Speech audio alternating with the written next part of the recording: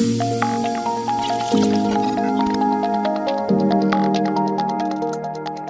is Saturday, June 7th at 7:56 a.m. and something big just hit the news, 2 hours ago?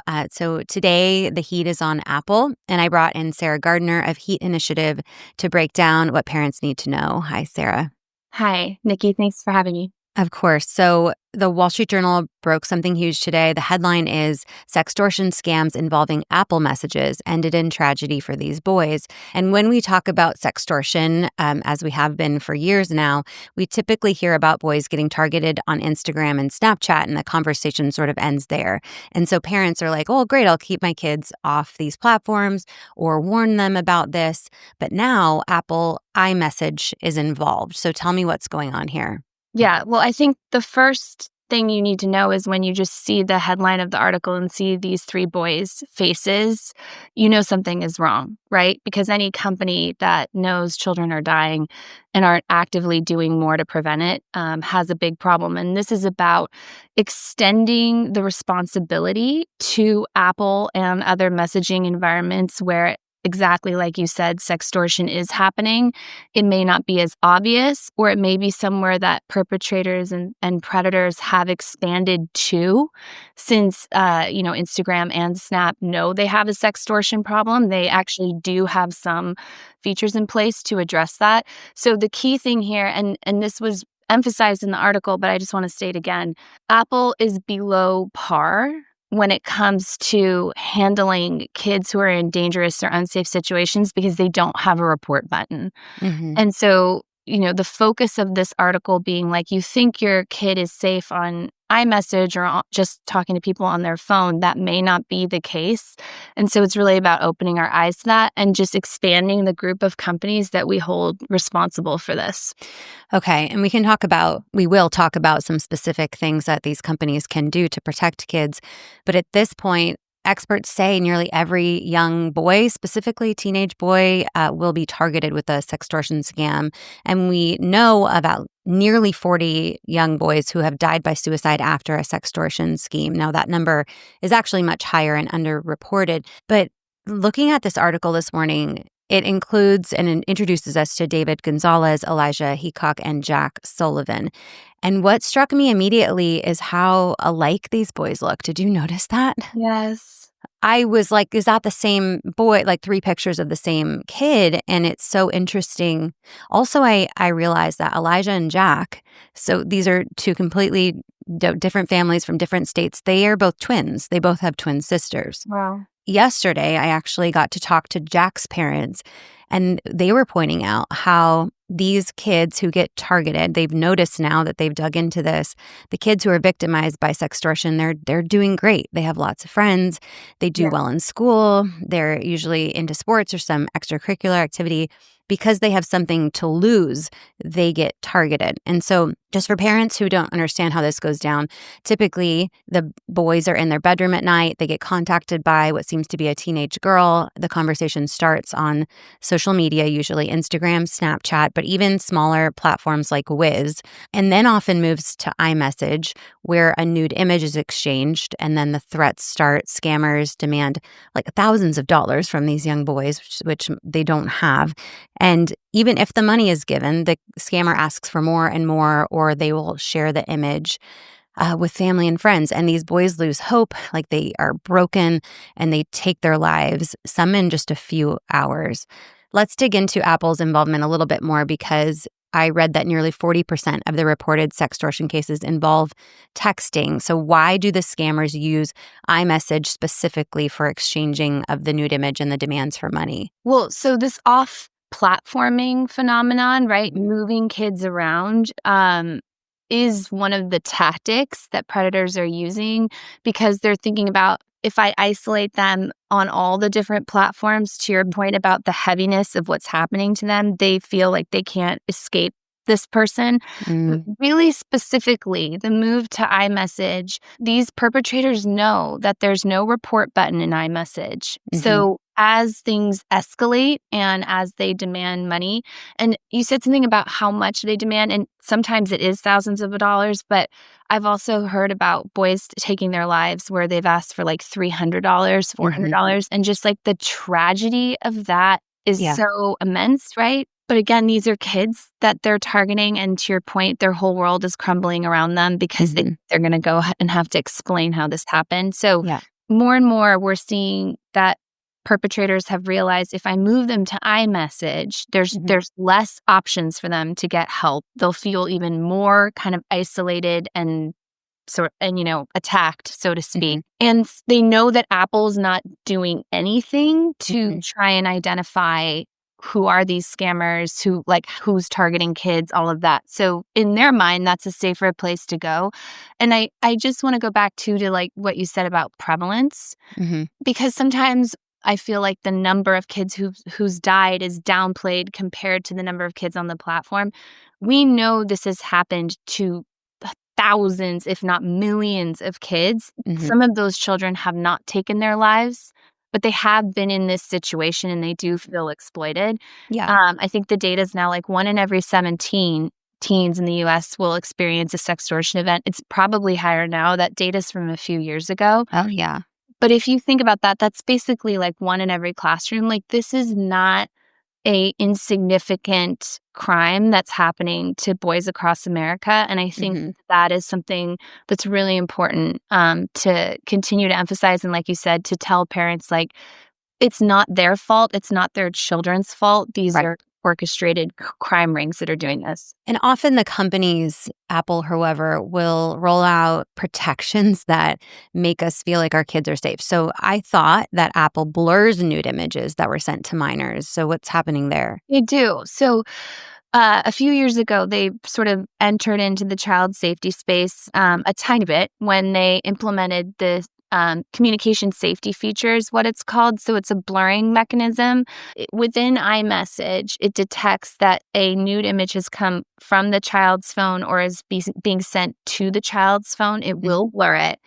And it asks them a question like, this may be an inappropriate image. Do you want to proceed? But the problem is the kid can just say yes and proceed. Now, that's better than nothing. I've always said this. Like, a stop sign is better than nothing, right? And that may be enough for some kids to be like, "Oh, actually I don't want to go through with this, or this isn't a good idea." Then if you don't, there's a way to like click through to resources, but it's like 3 different clicks away. It's not easily used. Or it's clunky. And again, it also doesn't feature a reporting mechanism. So say one of these people was extorting this child for money, asking for more money.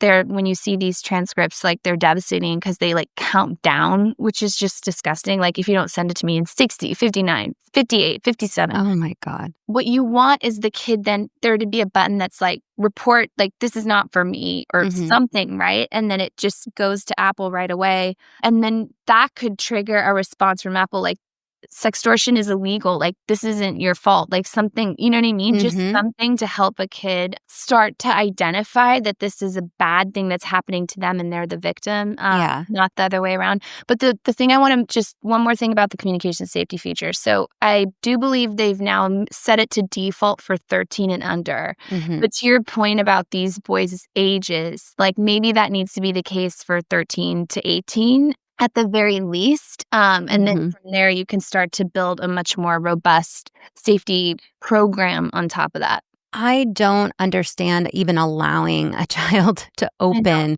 because these are teenage boys. It's like a teaser. You think they're not going to open something that says this might be an inappropriate image, and that's usually how it goes down with sextortion. Is the girl sends Right. an image first, and so the boy opens it, and now you have a minor sending a nude image back. Like, that should never happen. And some of the kids' safe phones don't allow nude images to be Yeah. even taken and saved to the camera roll. So that technology fully exists. Yeah. Oh, absolutely. And it could even be as refined as like in a bathing suit, like suggestive Mhm. versus naked nude. Like, the technology is good enough, it could make that distinction. If for some Wow. reason we felt like teenagers needed to be able to send like sexy bikini photos to each other, like Yeah. it could get that refined. Okay. Let's talk about reporting a little bit more because not only from the child to report to the company, but also the companies are required to report suspected child exploitation, including sextortion, to the National Center of National Center Missing and exploited of children. Missing and Exploited Children, NECMEC. So last year, Instagram reported 3.3 million instances of this. Snapchat reported 1.1 million. And Apple reported 250. So why is that number so low?